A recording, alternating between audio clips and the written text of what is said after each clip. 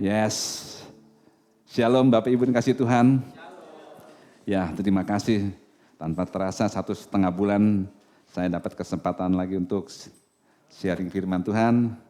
Ya, minggu lalu kita sudah dengar di mana tema minggu lalu Ibu Heni sudah bawakan bagaimana luapan dari kasih dalam hal keuangan. Ya.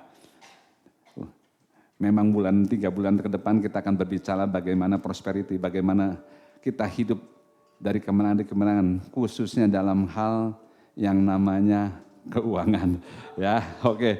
Nah, saya rangkum sedikit yang Ibu Heni bawakan minggu lalu, di mana Tuhan sudah memberikan kepada kita karunia rohani, yaitu spiritual gift kepada setiap yang orang sudah lahir baru. Artinya bahwa kita yang lahir baru adalah dipercayakan atau diharapkan untuk menjadi pengurus yang baik, seorang pengelola.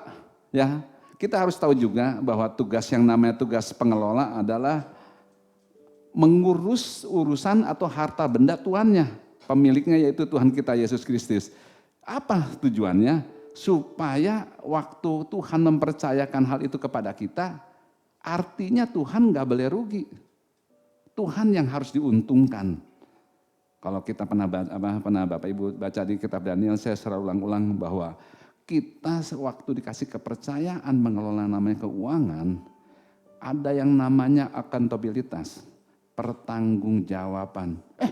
Ini kan uang-uang gua, milik-milik gua, suka-suka nggak bisa.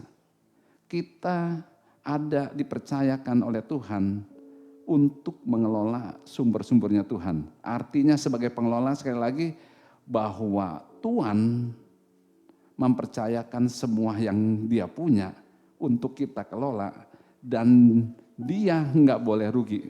Daniel 6 ayat 2, raja tidak boleh dirugikan. Ya, nah tujuan yang lain waktu kita dipercaya mengelola yaitu melayani apa? Mempromosikan kerajaan Allah. Dan waktu Tuhan dipromosikan, kepentingannya selalu diberikan ujung-ujungnya untuk kebaikan kita.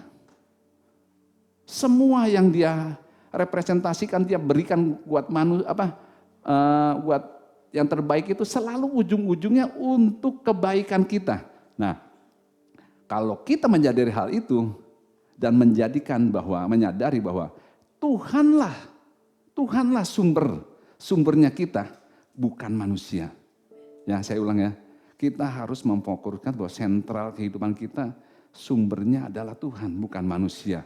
Karena Tuhan yang memberikan semua kebutuhan jasmani, rohani, Dia yang menyediakan bakat, talenta, kreativitas, semua yang ini. Bahkan Tuhan akan mempertemukan kita dengan klien mitra bisnis yang tepat buat kita. Nah, dari situlah ujungnya kita akan mendapatkan yang namanya uang.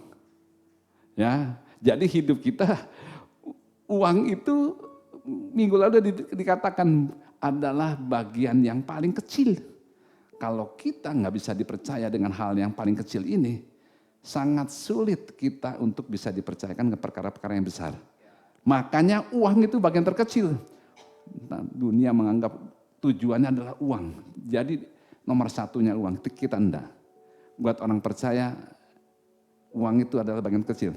Di sini kita bisa mengerti, mungkin di luaran sana, orang nggak kenal Tuhan bisa dapat uang begitu banyak. Ya. Tapi kita di dalam Tuhan, karena kita mengutamakan yang menjadi sumber tujuan utamanya adalah Tuhan, sentralnya Tuhan, uang itu adalah sebagai bahan baku, bahan bakar saja untuk melakukan apa yang Tuhan sudah sediakan.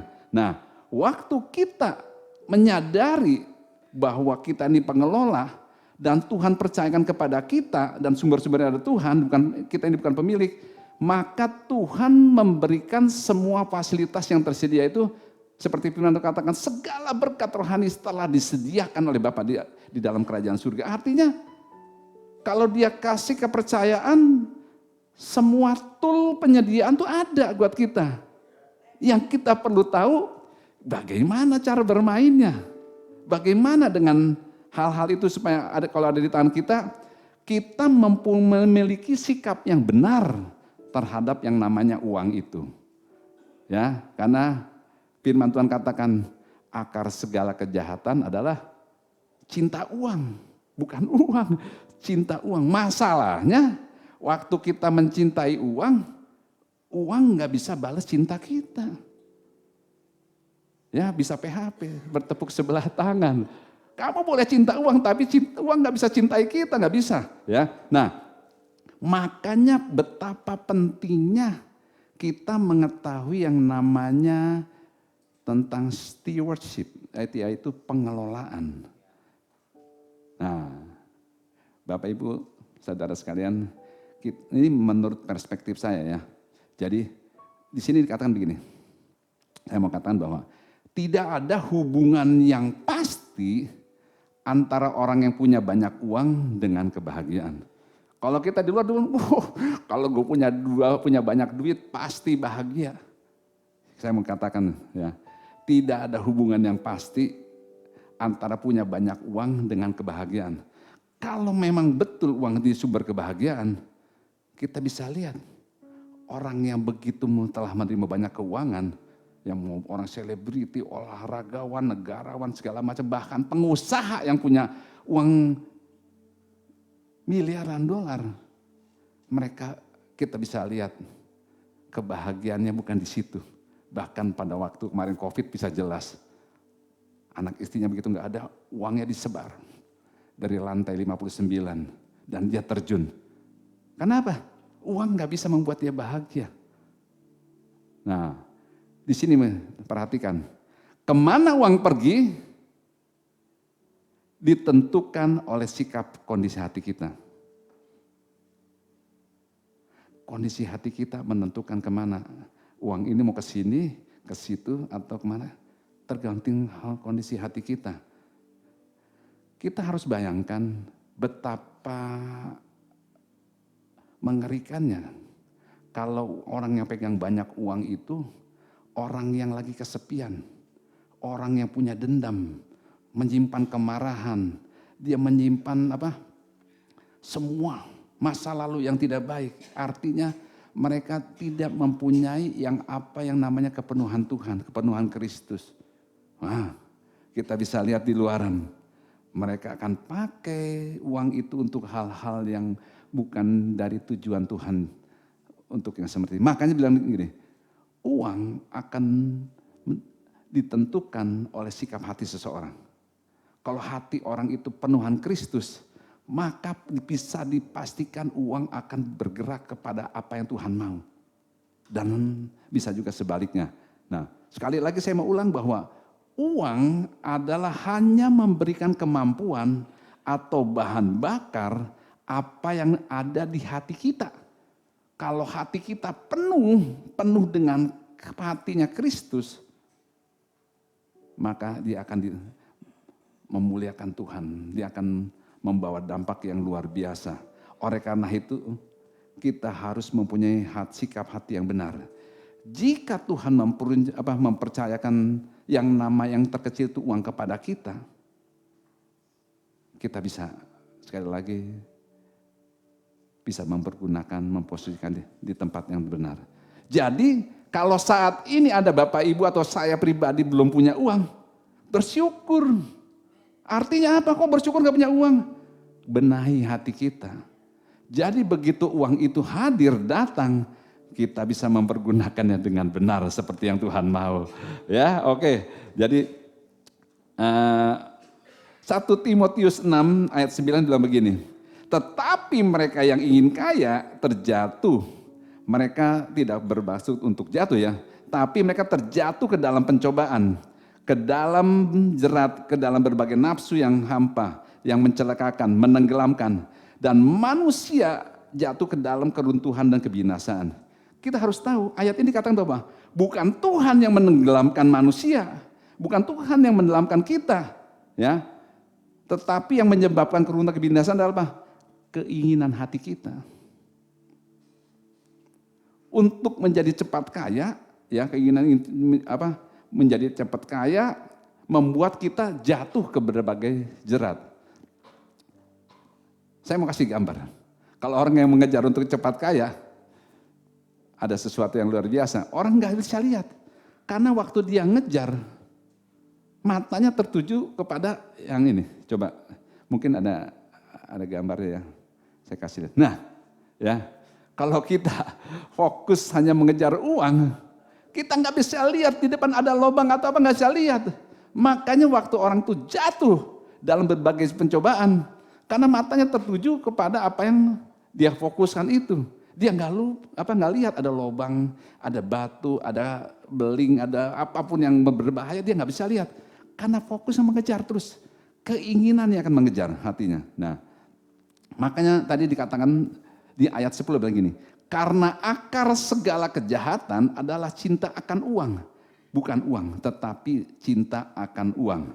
Jadi, waktu Tuhan mempercayakan kita untuk melakukan sesuatu, memberikannya pada orang lain, Tuhan juga akan pakai orang lain untuk memenuhi kebutuhan kita. Saya ulang ya, pelan-pelan, kita pelan-pelan. Jadi waktu Tuhan mempercayai kita untuk kita melakukannya atau memberikannya sesuatu kepada kepentingan orang lain, Tuhan juga bisa pakai orang lain untuk memenuhi kebutuhan kita. Artinya seperti tadi, uang akan bergerak kemana? Dari sikap hati kita. Jadi waktu kita menggunakan apa yang kita miliki, sepenuhnya punya kita miliki itu untuk kepentingan, untuk memberkati orang lain sesama. Firman Tuhan katakan, sudah pasti Tuhan akan menyediakan apa yang kamu butuhkan untuk hal itu. Artinya kamu gak akan bakal kekurangan. Karena sifat hati yang Tuhan selalu kemanapun dia berada, maunya dia memberi. Nah, jadi baru kita bisa mengerti tema pagi hari ini. Lalu bagaimana kita bisa ngalahin satu masalah yang namanya mengalahkan kemiskinan. Ya, ini saya kasih gambar saya sendiri sama istri saya. Ya, mengalahkan kemiskinan. Nah, sebelumnya Bapak Ibu nanti mungkin dalam penjelasan bukan ada maksud saya untuk menyinggung seseorang, enggak. Saya belajar dari apa yang Tuhan tuntun, Tuhan percayakan bagaimana kami di posisi untuk saat bisa menang untuk mengalahkan kemiskinan. Boleh dicatat, boleh direkam, silakan. Ambil yang penting, yang bagian yang terbaik. Ya, jadi tadi saya ngerangkum dari apa yang istri saya sampaikan minggu lalu. Sekarang kita mulai bagaimana sih mengalahkan kemiskinan. Ya, 2 Timotius 3 ayat 16 firman Tuhan katakan, segala tulisan yang diberikan oleh Allah memang bermanfaat untuk mengajar, menyatakan kesalahan, untuk memperbaiki kelakuan, dan untuk mendidik orang dalam kebenaran. Nah, dari sini saya sekali katakan, saya belajar dari apa yang firman Tuhan katakan. Firman ini mengajar saya, mana yang nggak boleh, mana yang harus dilakukan, mana yang harus diperbaiki. Dia didik, dia tegur. Supaya apa? Supaya kita selalu on the track. Masuk rule yang seperti yang Tuhan mau. Bukan semaunya kita sendiri. Ya, kita hidup, kita ada untuk melakukan pekerjaan Tuhan yang Tuhan sudah sediakan. Artinya pekerjaan harus kita tahu. Dan bagaimana kita tahu pekerjaan itu ada? Bergaulah dengan firman. Dia akan kasih tahu bagaimana kita harus hidup. Firman Tuhan katakan, perhatikan dengan sesama. Bagaimana kamu hidup. Jangan seperti orang bebal. Artinya apa? Jangan seperti orang yang tidak mengenal Allah. Hiduplah sebagai orang arif dan bijak. Kamu akan tahu dan kamu akan mengambil semua makna, semua penyediaan, semua fasilitas, bahkan semua janjinya yang dia sediakan. Ya, nah, jadi Amsal 23 ayat 7 firman Tuhan katakan seperti ini.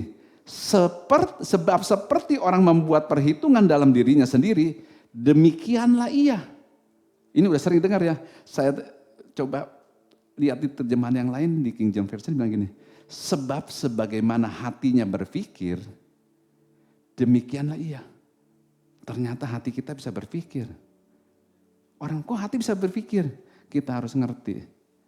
Ya, kalau kita udah belajar Di dalam hati kita ada yang namanya, hati kita tuh terdiri dari roh dan jiwa. Roh yang kita yang sudah lahir baru. Roh kita dipenuhi dengan kepenuhan Kristus. Di dalam jiwa kita pun sudah tahu, ada pikiran, perasaan, dan kehendak. Makanya Amsal nggak salah. Sebagaimana hatinya berpikir, demikianlah ia. Jadi kalau kita bisa ingin tahu apa yang ada di dalam hatimu secara berlimpah, dengarkanlah perkataanmu. Saya ulang ya. Kalau kita ingin tahu apa yang ada di hati kita, perhatikan, dengarkanlah ya apa yang kamu katakan. Lukas 6 ayat 45 bilang begini. Orang yang baik mengeluarkan barang yang baik dari perbendaharaan hati yang baik. Dan orang yang jahat mengeluarkan barang yang jahat dari perbendaharaan yang jahat. Karena dari yang diucapkan mulutnya meluap dari hati. Nah, ya kalau kita pengen tahu hati kita seperti apa, perhatikan ucapan kita. Karena waktu kita mengucapkan apa yang kita ucapkan, akan membawa dampak bagi diri kita maupun orang sekitar kita. Perhatikan, siapa orang di dekat kamu, sedekat kita. Pasti orang yang sejenis dengan apa yang kita ucapkan. Kalau kita mengucapkan firman, yang gak sejenis dia pasti akan menjauh. Wah, gua gak cocok sama dia akan menjauh. Makanya perhatikan apa yang kita ucapkan. Tapi kalau yang kita keluarkan tuh sumpah serapah, itu pun akan sejenis. Yang di sebelah kita, sekitar kita. Ini bilang, dengan siapa kamu bergaul? Nah, itu diri kita. Tapi firman Tuhan kan yang lain. Ya, pergaulan yang buruk bisa merusak kebiasaan yang baik. Artinya waktu kita, hati kita kepenuhan dengan kepenuhan Kristus, tapi salah bergaul, itu juga bisa tercemar. Terusak. Matius 12 ayat 33 bilang begini. Jikalau suatu pohon kamu katakan baik, maka baik pula buahnya. Jikalau suatu pohon kamu katakan tidak baik, maka tidak baik pula buahnya. Sebab dari buahnya pohon itu dikenal. Saya mau jemaat TLM komunitas TLM ini dengan kata the living word. Firman yang hidup, yang setiap kali kita perkatakan. Harusnya kehidupan itu yang tercermin keluar dari diri kita, jemaat. Jangan sampai di luar bilang gini, yang ini TLW. Wah, dari pertanyaannya kita udah meriang nih. Model begini yang TLW nggak salah. Iya. Ada apa? Nah, waktu kita mau bertanya ada apa? Kita udah hati kita dak-duk apa yang mau disampaikan. Tapi bilang, wow. Ini ya TLB, wah aku sangat diberkati, gua mau ke sini. Jangan sebaliknya. Ya. Jadi firman Tuhan katakan Amsal 18:21 bilang, hidup dan mati dikuasai oleh perkataan kita. Siapa yang menggemakannya akan memakan buahnya. Seringkali semua janji Tuhan yang menganulir bukan Tuhan, bukan orang lain, tapi diri kita sendiri. Karena kita tahu Tuhan berkuasa, Tuhan hebat, Tuhan dahsyat, aku percaya semua itu. Tapi waktu ketemu masalah, apa mungkin ya? Kayaknya nggak cocok buat gue. Itu membuat dia yang cocok, buat enggak. Ya, perkataan kita yang seringkali menganulir. Nah, namun ketika kita menyadari bahwa kita lahir baru, waktu roh kita menjadi satu dengan Kristus, firman Tuhan katakan, Yeskiel 36 ayat 26 bilang gini, kamu akan kuberikan hati yang baru dan roh yang baru di dalam batinmu, dan aku akan menjauhkan dari tubuhmu hati yang keras, tapi aku berikan kepadamu hati yang taat. Artinya apa? Hati yang setuju, sepakat dengan firman.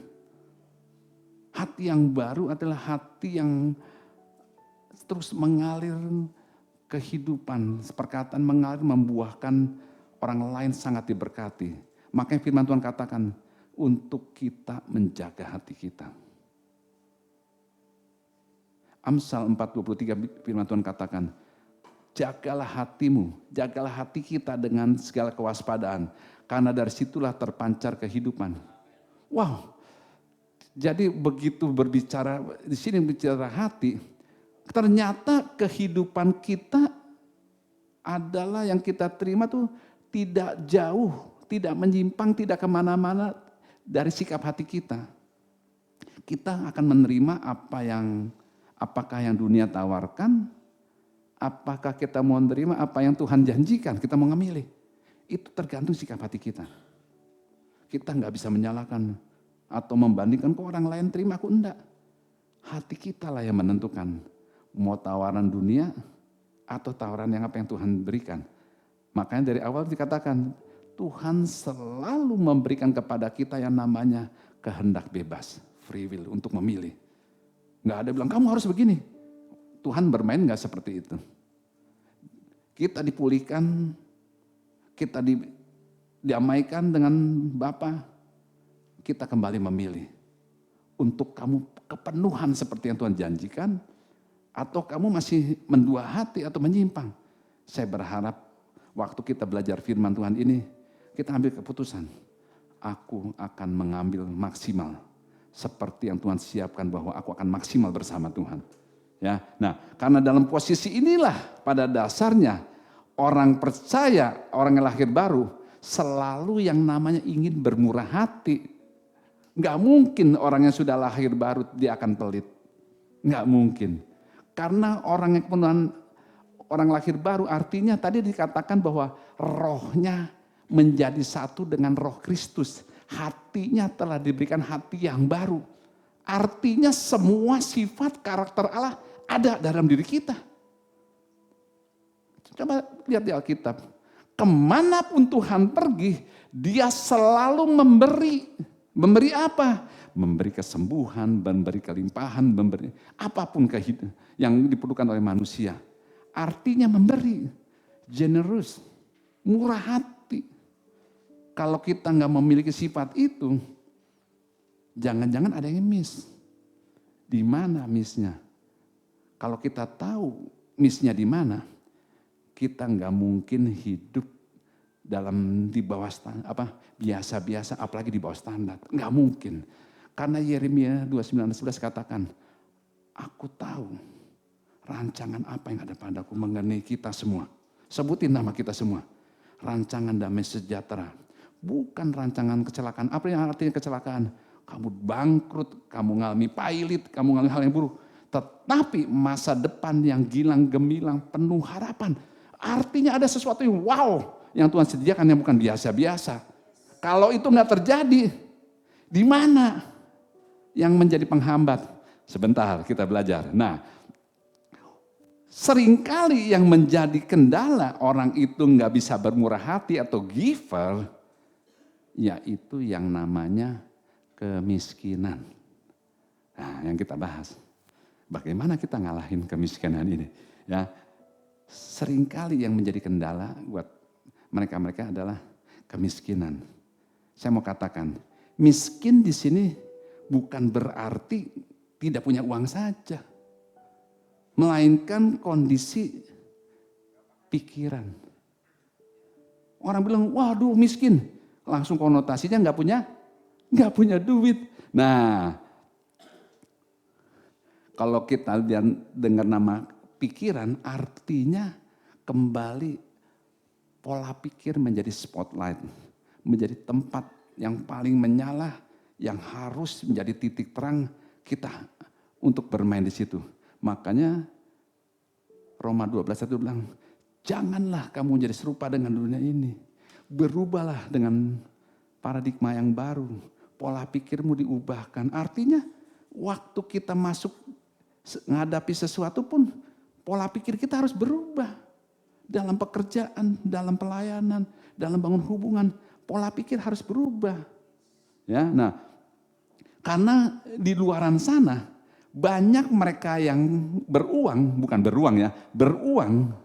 Beda, beruang sama beruang beda. Ya, beruang kaya punya duit, tapi pikirannya sempit. Pikirannya miskin.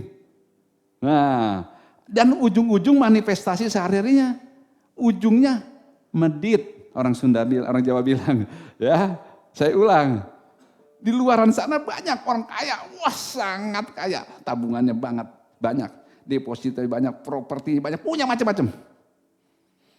Tapi dia punya pikirannya sempit, miskin. Dan manifestasinya ujungnya apa? Pelit. Bahasa Jermannya medit. Ya, nah, tahu nggak orang pelit? Jangan tunjuk ya. Jangan. Tahu nggak orang pelit? Jangan tunjuk. Nah, saya ketemu banyak orang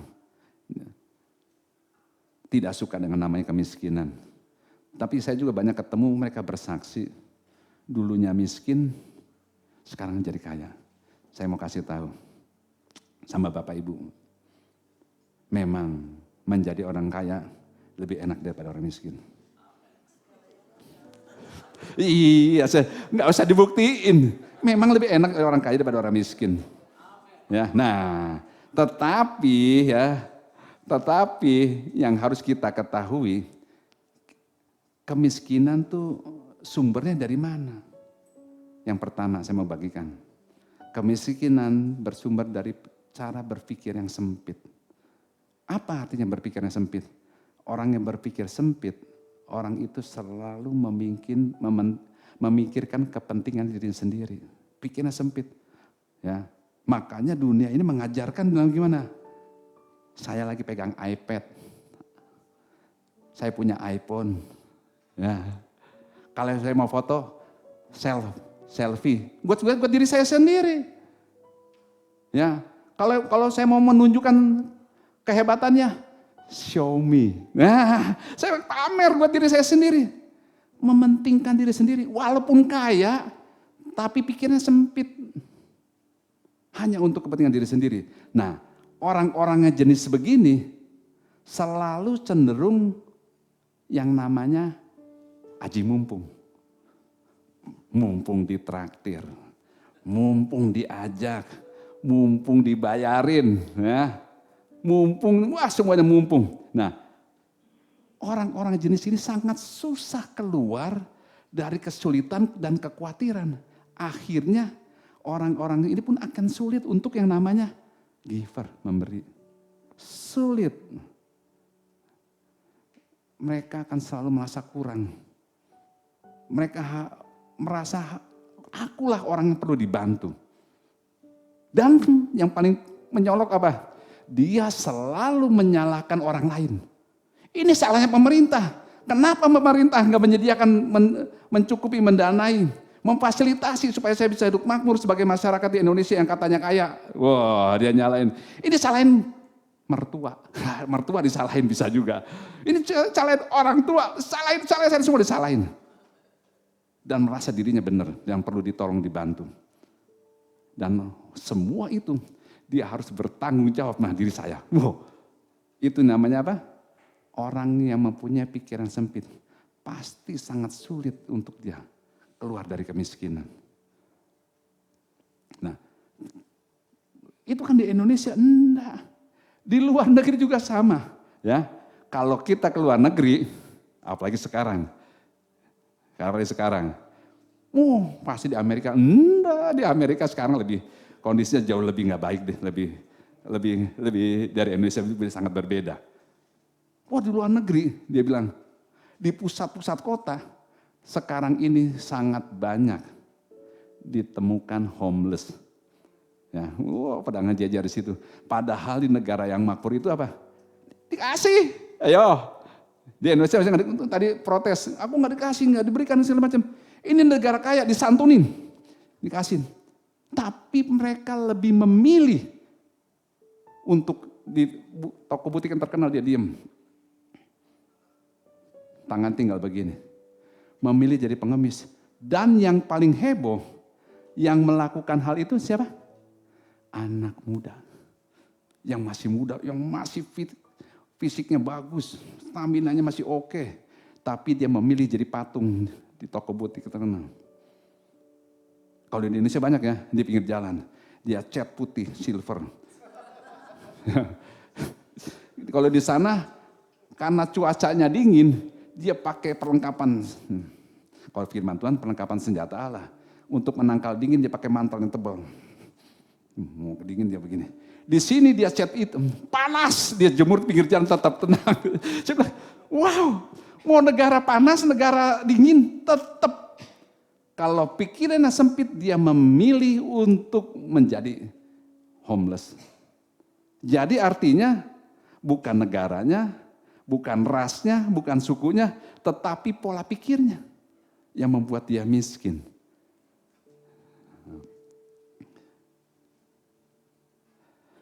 Saya belum pernah menemukan ada seorang pengemis yang bersuka cita. Gua seneng banget jadi pengemis. Enggak pernah, saya belum nemu. Saya belum pernah lihat orang pengemis yang happy. Wah, enggak ada.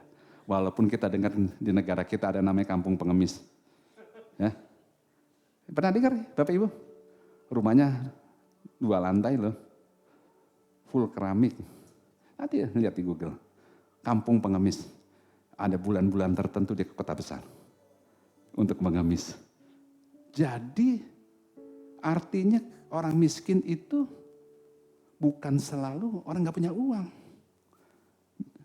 Tetapi pola pikir yang salah dari orang untuk memilih. Nah, yang kedua, kemiskinan disebabkan oleh hasil keputusan yang salah atau keputusan yang keliru.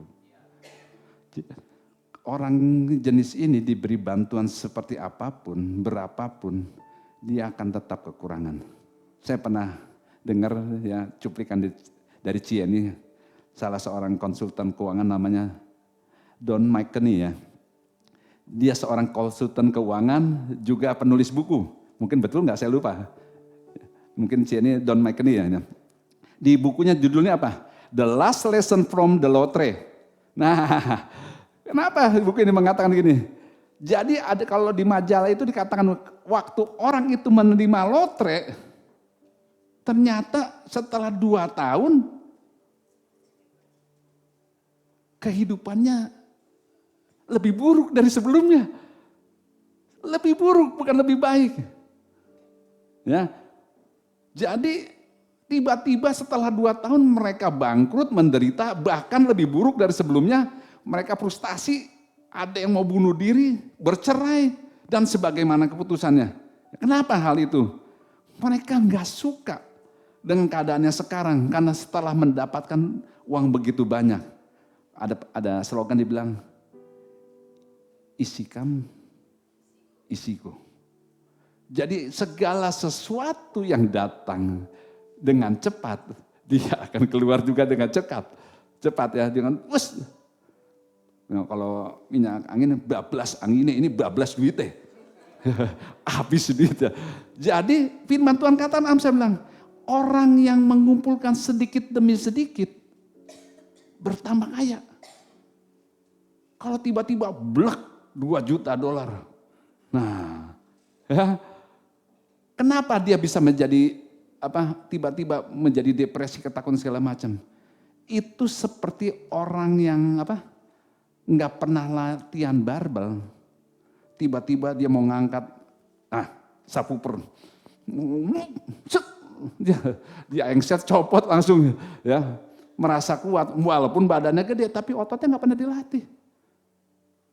Coba saya angkat satu ini, aduh seminggu nggak bisa ngangkat lagi, ketarik. Artinya gimana? Orang itu hancur hidupnya. Seperti apa yang dikatakan di National Endowment Financial Education di Amerika, bahwa 70% orang yang menerima dengan besar hasil undian lotre 2 tahun kemudian kondisinya lebih buruk dari keadaan sebelumnya. Kenapa? Karena mereka tidak pernah siap untuk menerima tiba-tiba kelimpahan itu datang. Jadi kita harus bisa bedakan orang tidak punya uang sama orang miskin. Ya, kita harus bedakan orang yang nggak punya uang, ya bokek. Orang Chinese bilang bolui. Ya, bolui, bokek orang bokek bolui nggak punya duit ya. Nah, Yang kalau orang bokeh, yang berbicara apa? Dompetnya begitu dibuka,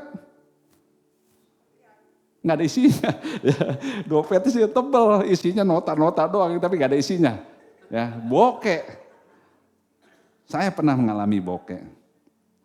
Ya, habis kerusuhan dari Maluku balik ke Jakarta, istri saya udah saksikan. Saya bayar uang sekolah anak saya yang besar, 2.500.000 di penabur. Saya bokeh, nggak punya uang. Kenapa? Karena sebagian besar uang saya untuk bangun rumah di sana, di Maluku. Jadi waktu ke Jakarta mau sekolah 2.500.000, saya nggak bisa bayar. Akhirnya kita harus ngadep kepala sekolah dengan berbagai pertanyaan. Dan pertanyaan yang paling mengerikan dia bilang gini, Bapak mau apa ke sini? Mau masukin anak saya sekolah. Karena masukin sekolahnya Desember. Jadi nanggung. Udah bokeh, datangnya nanggung. Susah diterimanya. Bukan tahun ajaran baru lagi ya. Kalau tahun ajaran baru kan bisa dilihat. Ada slot nggak ruangan yang kosong. Oh ini kesian dibantu. Ini enggak. Udah datangnya nanggung bulan Desember, bokeh pula. Ya Pak, silakan mau daftar gimana? Biayanya sekian. Nah ini begitu dengar biaya, saya agak sulit buat saya. Boleh nggak saya minta keringanan? Kalau udah bokeh kan terpaksa, nggak ada pilihan lain. Pertanyaan berikutnya yang membuat saya hampir nggak bisa ngomong. Bapak kerjaannya apa? Nah, susah buat saya jawabnya. Dokter. Nggak nyampe, dia juga nggak nyambung. Dokter 2.500.000 nggak punya uang. Bapak tinggalnya di mana? Di Mandar. Di Bintaro Mandar tuh daerah elit. Tapi dia nggak tahu saya di Mandar numpang. Dia kan nggak tahu ya. Jadi numpang. Nah, orang bokeh kan bisa aja tinggal di daerah elit. Di mana? Di Menteng. Menteng ke sebelah mana? Kan nggak tahu tinggal di rumah siapa. Nggak tahu. Saya waktu tinggal di mana? Di Menteng. Di Bintaro, di Mandar. Gerejanya di mana? GBI. GBI kan gereja orang kaya, masa nggak punya duit? Waktu itu saya di GBI. Saya mau ngomong apa? Saya bukannya miskin, Bu. Bokeh, nggak punya duit. Ya, karena uangnya saya sudah bangun rumah. Ya puji Tuhan, itu sekedar informasi. Jadi kita harus bedain orang bokeh yang nggak punya uang sama miskin. Ya, orang yang nggak punya uang bokeh. Tapi orang miskin adalah sekali lagi berbicara tentang kondisi pikiran. Nah, apa yang membedakan? Yang membedakan adalah pada waktu mereka menerima bantuan. Nah, bisa kelihatan. Ya, kita introspeksi diri ya. Ini buat saya juga. Jadi orang bokeh, orang nggak punya uang, pada waktu dia menerima bantuan, dia akan pakai bantuan itu untuk memenuhi kebutuhannya, sisanya dia akan pakai untuk dilipat gandakan. Itu orang bokeh. Kenapa? Ya dia tahu, dia butuhnya beli hal-hal yang dia perlu dulu. Masih ada lebih, dia akan lipat gandakan. Tapi orang miskin, dikasih bantuan yang sama, ini pucuk dicinta ulam tiba. Beli kacamata dulu Jo. Beli HP. HP-nya nggak mau yang biasa, yang berkelas. Kalau perlu buat, wah. Jadi orang miskin selalu ingin berusaha memuaskan apa yang menjadi keinginan hatinya. Itu orang miskin. Walaupun penampilannya hebat. Maka firman Tuhan katakan, Amsal bilang, ada orang yang belagaknya kaya. Padahal dia selalu berkekurangan. Saya punya teman, bukan mau jelekin temannya, teman SMP. Dia berusaha tampil sama teman-temannya. Ayo kita reuni. Gua sponsor dulu. Dia kasih ajak teman-temannya. Kebetulan adik kelas saya, diajak ke Semarang. Ini rumah saya. naik mobil CR, waktu itu CR-V yang baru. Diajak makanan restoran yang dari bintang 5. Wah, nginepnya di hotel bintang segala macam. Tapi ujung-ujungnya apa? Morotin teman-temannya supaya mereka jadi ini. Dan waktu diteliti, ternyata rumah yang mewah itu rumah sewaan. Mobilnya juga mobil rental. Nah, ada orang yang belaga kaya, padahal dia selalu berkekurangan. Tapi ada orang kelihatannya penampilan biasa-biasa. Uangnya banyak. Nah, itu ya orang kaya sana. Nah, sekarang orang bokeh ada juga mempunyai cara berpikirnya yang luas. Tapi ada juga orang bokeh benar-benar nggak punya duit ya, ada juga ya. Ada juga orang bokeh karena pikirannya sempit, ada juga. Nah, orang yang miskin sekali lagi belum tentu punya uang. Tetapi ada juga orang miskin karena memang pikirannya sempit tadi. Karena pikiran sempit, ia benar-benar jadi miskin. Sekarang yang ketiga kita lihat. Kemiskinan disebabkan karena kondisi kekurangan sebelum orang itu mengalami kekurangan keuangan dalam kehidupannya. Itu disebabkan kenapa? Kondisi miskinnya karena satu. Karena dia kurang untuk pengetahuan. Hosea bilang begini, umatku binasa karena kurang pengetahuan. Terjemahannya ini bilang, umatku binasa karena dia tidak mengenal Allahnya. Maksudnya apa? Allah yang kita kenal adalah Allah yang mencukupi kebutuhan kita. Menurut kekayaan dan kemuliaannya. Kita kalau nggak kenal, susah. Bapaknya kaya, anaknya miskin. Yang nggak cocok.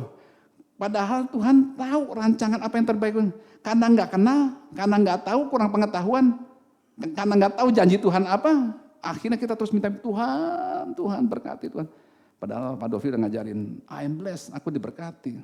Dan berkat itu bukan uang. Walaupun ujungnya nanti duit juga. Ya, nggak selalu uang. Nah, mungkin juga yang paling penting ini, kekurangan energi. Kekurangan energi. Akibatnya apa? Jadi malas. Bentar lagi dah, nanti dah, kapan-kapan dah, besok dah. Kurang energi. Tadi kurang pengetahuan. Bahkan mungkin dia akibatnya malas, itu yang menyebabkan orang itu jadi kurang percaya diri. Nggak pede. Karena dia nggak mengenal Allah, dia nggak tahu jati dirinya siapa dia di hadapan Tuhan. Kompleks ya untuk orang jadi miskin. Dia mulai kurang pengetahuan, kurang tahu firman, dia kurang tahu jati dirinya gimana. Bahkan orang itu biasanya selalu menunda-nunda pekerjaan. Entar dah, nanti dah. Nah, dari situ dikatakan, aduh gua ngantuk nih sebentar lagi deh ya. Mau tidur lagi. Akibatnya apa? Firman Tuhan katakan, kemiskinan menyerbu kepada orang itu. Maka apa yang dia pikirkan, waktu dia dapat jabatan, buat dapat posisi, pikiran apa? Mumpung gue yang menjabat nih, dia ambilin secepat-cepat ya. Ya, kemarin saya dengar bagaimana Abraham Samad ya, bekas ketua KPK, waktu di salah satu pertemuan ada 4 pejabat. Abraham Samad, ada satu lagi ada Jokowi, dan 2 orang yang saya nggak sebutkan. Bilang begini, Pak Abraham, kalau Bapak Abraham mau menjadi figur dari orang-orang yang ada di sini, Bapak mau pilih siapa? Saya pilih Jokowi. Loh, kenapa Jokowi? Saya bukan promosiin Jokowi ya, cuma sesuai dengan karakter firman bilang gini, walaupun dia sudah habis masa jabatannya, apalagi biasanya pejabat di akhir periodenya selalu pejabat itu meraup keuntungan untuk dirinya sendiri. Karena jabatan sudah habis. Di Pak Jokowi, di Bapak Presiden ini, saya tidak menemukan itu. Wah, cocok. Kalau orang yang pikirannya luas, dia tidak mementingkan dirinya sendiri. Walaupun jabatan sudah habis, yang dia raih, yang mau dia ciptakan adalah legacy. Warisan untuk generasi berikutnya. Ini aku pemimpinnya bisa menjadi teladan, jadi contoh. Harusnya kita orang Kristen seperti itu atau lebih daripada itu. Iya dong. Karena apa? Tadi di awal bilang, kita sedang mempromosikan kerajaan Allah. Bukan mempromosikan apa yang kita punya, enggak. Nah, kita jangan heran kalau orangnya pikirannya sempit, orang yang kekurangan segala macam, mereka selalu terjadi hal-hal yang tidak baik. Korupsi di mana-mana, termasuk di gereja. Dia akan cari keuntungan dimanapun di arahnya itu berada. Termasuk di rumah Tuhan katanya. Tapi saya percaya di TLW tidak ada. Ya, enggak ada. Karena firman-Nya hidup merubah setiap kehidupan. Kita di TLW hidup kita akan berubah. Firman yang merubah, bukan Pak Dolfi, bukan saya yang merubah. Ya, nah, bahkan hamba-hamba Tuhan di luar juga. Kalau misalnya dalam pelayanan, semua diterima. Job pelayanan sampai akhirnya dia kecapean dan akhirnya dia boring sendiri. Begitu dia kecapean, dia tahan tubuhnya, kemudian dia ambruk, nggak tahan lagi. Amsal 10 ayat 4 bilang begini, kalau tadi sebentar lagi, Amsal 10 ayat 4 begini, tangan yang lamban membuat miskin, tetapi tangan orang rajin menjadikan kaya. Orang yang suka nunda-nunda, itu tangannya lamban. Aduh nanti dah, dia berat untuk ngangkat, baru ngangkat speaker, ngangkat sendok aja berat untuk bawa ke mulut. Susah, apalagi ngangkat dompet keluar untuk memberi pekerjaan Tuhan. Sabar Jo, sabar katanya. Ya, nggak mungkin orang yang tangannya lambat dia akan generosity juga, nggak mungkin. Firman selalu berbicara apa adanya buat kita. Makanya kalau tanganmu kebiasaan tangan terampil tanpa disuruh, kamu akan melakukan apa yang dengan mudah untuk hal-hal yang paling kecil tadi yang namanya uang. Amsal 22:29 bilang begini, pernahkah engkau melihat orang yang cakap dalam pekerjaannya di hadapan siapa? Di hadapan raja-raja lah dia akan berdiri, bukan di hadapan orang hina. Jadi semua orang yang terampil selalu berdiri di hadapan raja. Saya ingat kisah di raja-raja. Orang pikir yang membangun bait Allah, siapa? Siapa yang membangun bait Allah? Rajanya Salomo. Tapi yang bangun bukan Salomo. Nanti Bapak Ibu kita bahas itu sendiri. Yang bangun bait Allah, rajanya Salomo. Tetapi yang membuat konsep, yang membangun dari awal hingga akhir, ada seorang namanya Hiram. Nah ya, Hiram arsitektur mulai dari, wah dia bikin sedemikian rupa. Mulai dari awal kayunya, ukiran segala macam. Namanya Hiram. Di hadapan raja dia akan berdiri. Bukan di hadapan orang biasa. Kalau Bapak Ibu atau teman-teman tangannya terampil, uang akan datang sendiri. Kalau kamu angkat ini aja, aduh gak kuat, sebentar. Wah susah untuk orang mengejar situ. Seringkali waktu orang ngelamar kerjaan, tesnya bukan lihat, nggak semata-mata lihat CV, kurikulum vitae. Kalau Cie ini punya perusahaan, ya mana CV-nya? Enggak, datang ke kantor. Kadang-kadang tesnya pintunya terbuka, air kerannya ngocor, ada sampah di sini. Dia lihat dari CCTV. Mana yang tangannya terampil? Mana tangannya yang langsung cekatan, ringan tangan? Ini kok pintu terbuka pada luar AC ditutup. Kok sampah kok sembarangan? Begitu masuk bukan wawancara, langsung diterima kerja. Yang ini yang cocok. Artinya tangan yang terampil itu uang itu akan datang sendiri. Kalau firman Tuhan katakan, jangan kejar apa yang bisa datang sendiri. Karena uang bisa datang sendiri. Karena itu adalah bagian yang paling kecil. Yang besar akan datang. Kalau yang kecil bisa dilakukan. Apalagi pekerjaan Tuhan. Nah, kita mau tanya sama diri kita sendiri. Tangan kita tuh lamban apa? Cepat. Bukan masalah kurus apa gendut ya. Bukan masalah, bukan urusan, bukan perkaranya bukan itu. Tangannya terampil apa enggak? Nah, saya pernah lihat di pesawat. Ada anak-anak muda, begitu ada orang susah, taruh koper ke atas. Anak muda gitu, langsung taruhin di atas. Tangannya terampil. Saya percaya orang yang jenis begini akan sangat mudah untuk dapat pekerjaan. Dan hidupnya nggak pernah akan kekurangan. Makanya di TLW juga sama.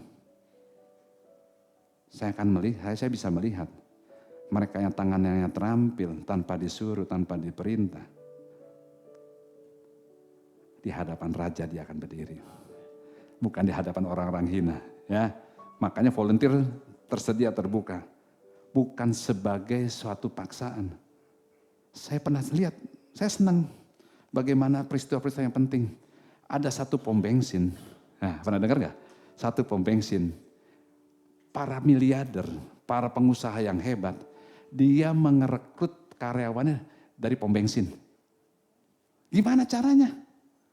Waktu di pom bensin, waduh, saya lihat bagaimana dia orang ngomong bensin. Mana pom bensin cuma isi sendiri sekarang. Karena isi sendiri, nggak salah. Tapi pom bensin ini beda. Dia perlakukan itu benar-benar sebagai apa? Yang datang itu sebagai raja. Dia bersihkan, ada juga dibersihkan. Tapi bukan cuma di depan doang, dia bersihkan. Wah, dia tanyain dia, pokoknya.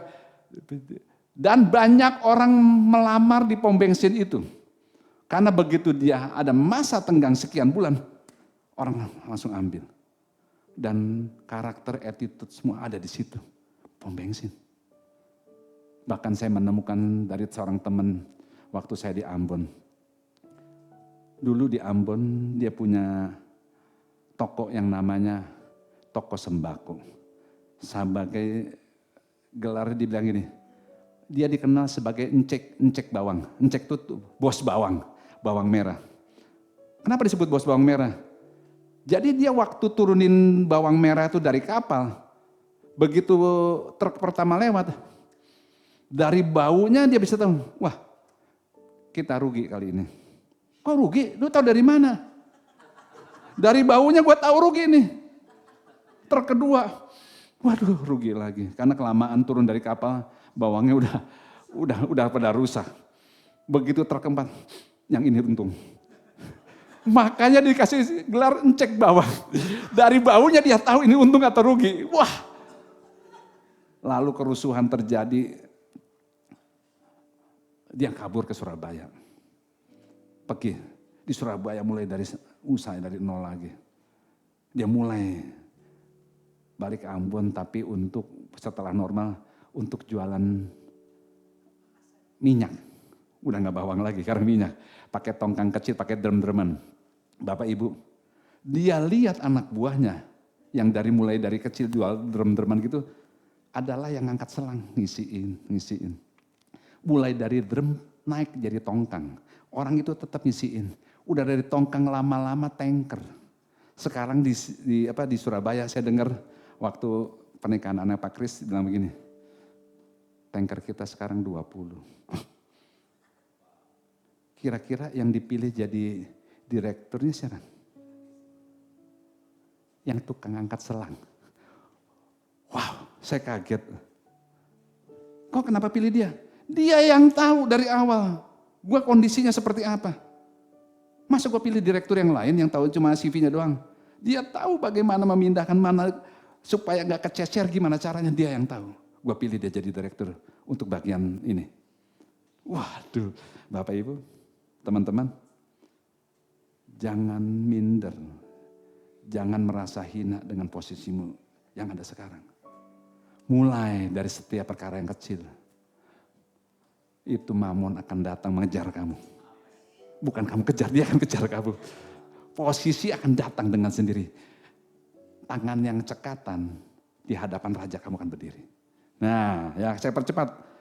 Waduh, 10 menit lagi, oke. Saya masih banyak ngomong. Amsal 6 ayat 6 bilang begini. Firman Tuhan katakan, hai pemalas, pergilah, perhatikanlah lakunya. Perhatikan lakunya. Dan jadilah bijak. Lihat semut, perhatikan lakunya. Jadilah bijak. Walaupun tidak ada pemimpinnya, pengaturnya atau penguasanya. Tadi saya sudah singgung bahwa walaupun kamu nggak ada yang ngawasin di TLN juga, kamu tahu mata Tuhan melihat apa yang kau perbuat. Ya, kamu bukan untuk minta dinilai, tapi kamu sedang melatih dirimu sendiri bahwa inilah aku. Perhatikan semut. Dia selalu ngumpulin makanan pada waktu panen. Orang-orang yang miskin pikirannya waktu panen, pikirannya apa? Gimana caranya gue habisin sekarang? Mumpung ada, mumpung bisa, mumpung punya. Nah, jangan, perhatikan semut. Dia kumpulin, dia pakai, dia gunakan seperlunya, sisanya dia bisa lipat gandakan untuk pada masa-masa susah. Ada persediaan, enggak bokeh lagi. Nah, ya. Hai pemalas, ayat 9 bilang gini, berapa lama lagi engkau berbaring? Aduh, bentar lagi masih pegel nih. Belum begini, wah, alasannya banyak 1001 macam alasan. Ayat 11 bilang gini, maka datanglah kemiskinan kepadamu seperti apa? Seorang penjebuk, tiba-tiba kamu nggak akan siap untuk melawan hal itu semua. Dan orang itu akan mengalami kekurangan atas serbuan tersebut. Nah, sekarang kita bisa cek kira-kira hidup kita nih seperti apa, ya. Karena di Pengkhotbah 10 ayat 18 bilang begini, oleh karena kemalasanlah runtuhlah atap, dan oleh karena kelambanan tanganlah bocorlah rumah. Wow, ya. Jadi malas tuh bikin atap rumah tuh rontok. Kayaknya rembesannya, kan kadang-kadang kalau kita rumah udah lihat, udah mulai ngompol. Itu mah kecipratan, enggak apa-apa. Kok tambah, harusnya udah kelihatan tambah hitam ya? Wah, belum roboh. Beneran, atau air udah penuh, roboh beneran. Ya, orang yang malas, orang yang menunda-nunda, maka atap rumahnya pun rontok. Orang yang lamban, aduh, kayaknya tangannya jadi pendek. Nggak nyampe-nyampe, ya, lamban, susah ngangkatnya. Nah, karena malas, akhirnya semuanya hancur. Saya mau kasih gambaran, satu gambaran supaya gampang Bapak Ibu menemukan siapa diri kita. Ada 4 tipe orang yang saya gambarkan dalam situasi ini. Yang pertama kita udah dengar tadi, orang yang generosity, orang yang murah hati, orang kaya, tapi cara berpikirnya juga luas. Yang pertama ya, orang yang kaya, dia punya uang, tapi cara berpikirnya luas. Dia murah hati, dia generosity. Ada orang yang kedua, orang ini belum punya uang. Ya, orang ini belum punya uang, tapi pikirannya kaya. Pikirannya nggak miskin. Amsal 28 ayat 6 bilang begini. Lebih baik orang miskin yang bersih kelakuannya daripada orang yang berliku-liku jalannya, sekalipun ia kaya. Ya. Orangnya nggak punya uang, tapi cara berpikirnya luas. Orang ini miskin karena belum punya uang, tapi kelakuannya bersih, terampil, ringan tangan. Yang ketiga, orangnya punya uang, tapi sempit cara berpikirnya. Pengkhotbah 4 ayat 13-14 bilang begini, lebih baik seorang muda miskin tetapi berhikmat daripada seorang raja tua tetapi bodoh dan tidak mau diberi peringatan lagi. Karena dari penjara orang muda itu keluar untuk menjadi raja, biarpun ia dilahirkan miskin semasa pemerintahan orang yang tua itu. Kenapa raja itu dibilang bodoh? Raja loh, masa jadi raja bodoh? Karena orang itu sudah tidak bisa lagi menerima masukan dari orang lain. Orang yang tidak bisa mau belajar lagi, orang itu dalam tanda petik disamakan dengan orang bodoh.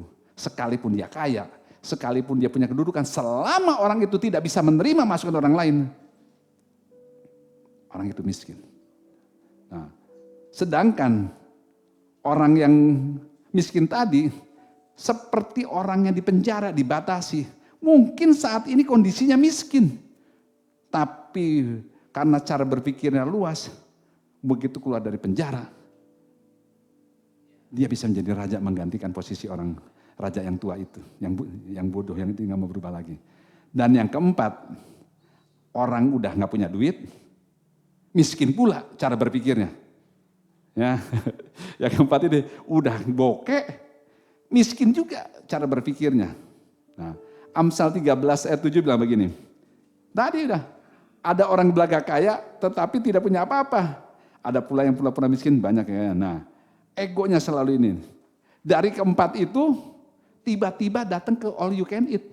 Nah, ini keren ini ya. Yang orangnya pertama datang, orang kaya, pokoknya pikirannya luas. Dia punya uang, pikiran luas. Dia makannya secukupnya. Dia tahu, gue butuh sehat. Gue mau menikmati makanan ini. Begitu selesai makan, dia kasih tip yang bagus. Orang kaya, wawasannya luas. Makan secukupnya. Karena dia mau menikmati, dia jaga kesehatannya. Dia datang ke situ bukan untuk memuaskan nafsunya.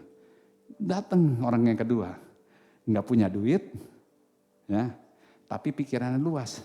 Karena nggak punya duit, artinya apa? Diajak dong, yuk kita makan yuk. Diajak makan. Karena dia pikirannya luas, dia menerima, dia makan apa yang ditawarkan. Nggak mumpung. Karena dia tahu bahwa ada kesempatan di sana, dia makan juga secukupnya. Yang ketiga datang, punya duit, tapi pikiran sempit. Karena orang itu merasa punya duit, lu ikut bang gue. Nah, yang diajaknya ini, karena yang ngajaknya orang kaya pikiran sempit bilang gini, ayo ambil sepuasnya, gue udah bayar. Ya, begitu udah ambil sebanyak-banyaknya, udah makan kan. Begitu dimakan, aduh, gue udah kenyang nih, dia hitung. Kayaknya yang gue bayar masih lebih mahal daripada yang gue ambil. Ambil lagi. Karena pikirnya sempit, gimana caranya nggak mau rugi. Ambil yang banyak. Gue udah bayar rugi nih. Ya, datang yang keempat. Orang yang nggak punya duit, pikirannya sempit. Diajak makan ke situ. Wah, diambil yang banyak-banyak. Diambil. Ya, sudah kenyang. Aduh, karena pikiran sempit. Mas, bungkus. Di sini nggak bisa bungkus, ini all you can eat. Bapak ambil secukupnya. Kalau Bapak ambil lebih dari cukup, kamu denda 100.000. Apa denda? Gila, habisin. Udah kenyang, nggak bisa, masuk gue bayar lagi. Ya, orang nggak punya duit, pikiran sempit, nggak mau rugi, dia muasin. Mungkin kita bisa ketawa, tapi kita mau ambil posisi yang di mana? Masalah bisa datang, masalah, tantangan bisa kita hadapi. Tapi firman Tuhan katakan,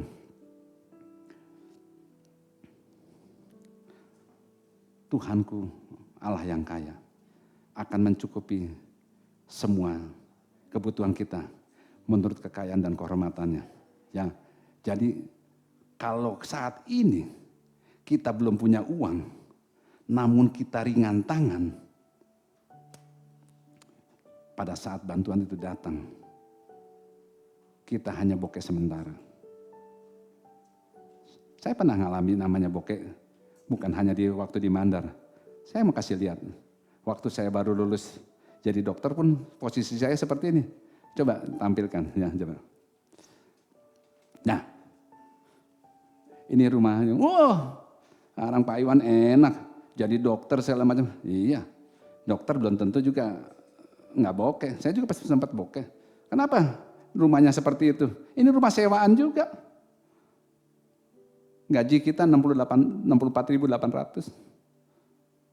Istri saya bahkan 1 tahun nggak terima gaji dulu karena dibuat nyangkut di Ambon. Ya, pejabatnya. Jadi kita apa yang kita lakukan? Cukupkan dengan apa yang ada, dengan yang ada di tanganmu. Gaji. Ya kalau adanya segitu ya kita cukupin. Rumah kita temboknya baru cuma semeter, ya puji Tuhan semeter masih ada temboknya.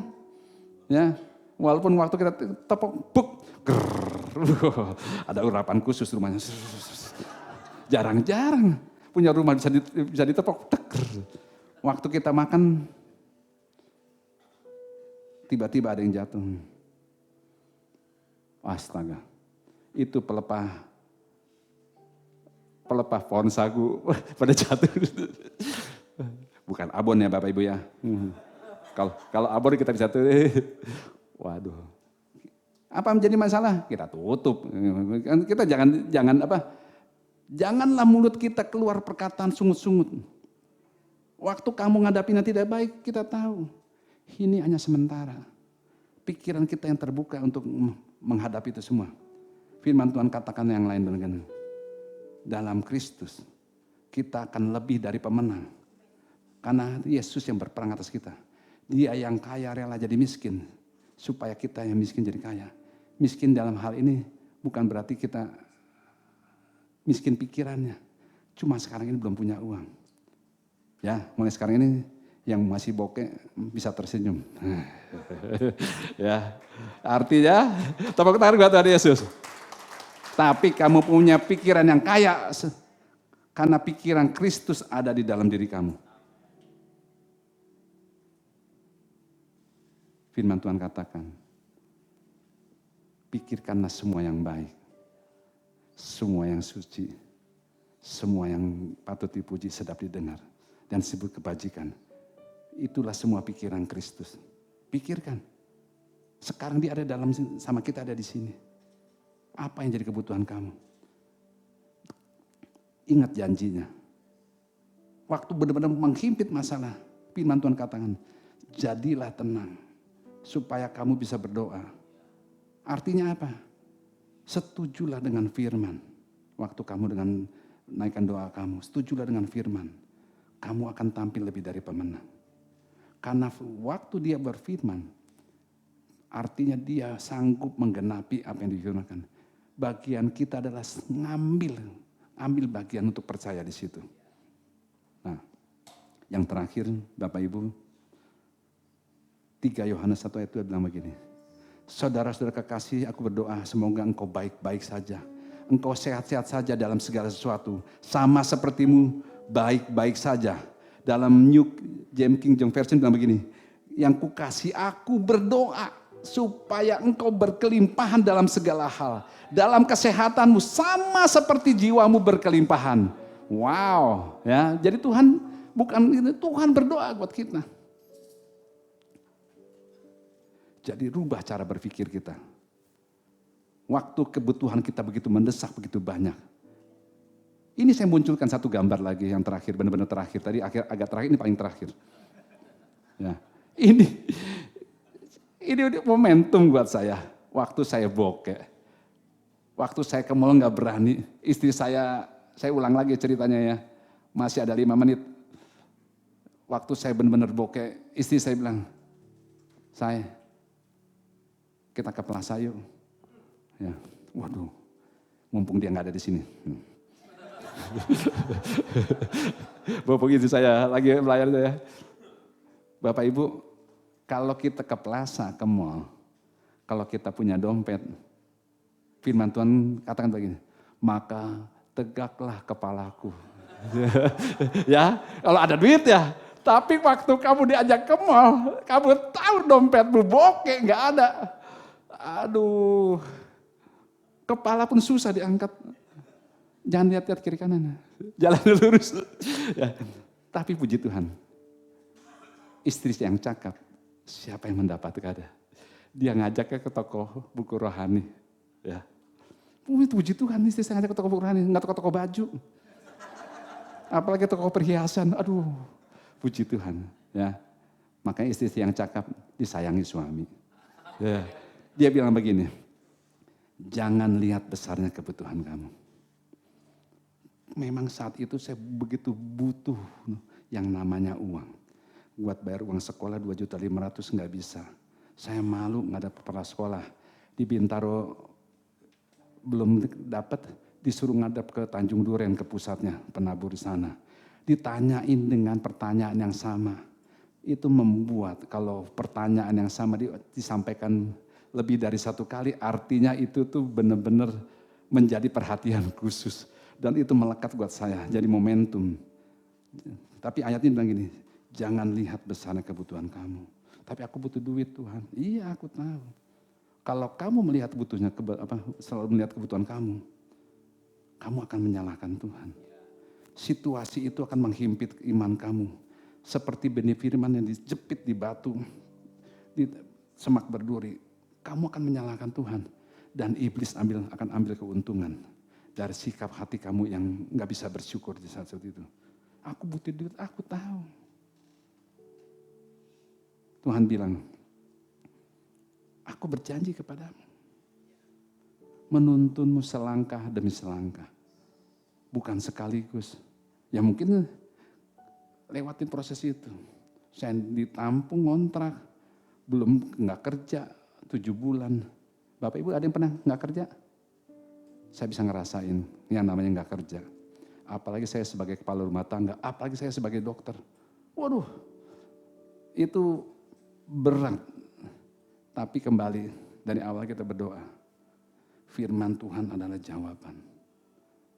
Kita harus tetap berani percaya sampai akhir. Sekalipun sekeliling gak menunjukkan, tapi endingnya selalu kita akan tampil lebih dari pemenang. Dia katakan, aku berjanji hendak menuntunmu selangkah demi selangkah. Bukan sekaligus. Jamu jangan berharap seperti yang namanya durian jatuh. Bapak Ibu kalau durian jatuh, kalau kena pala bonyok. Bocor.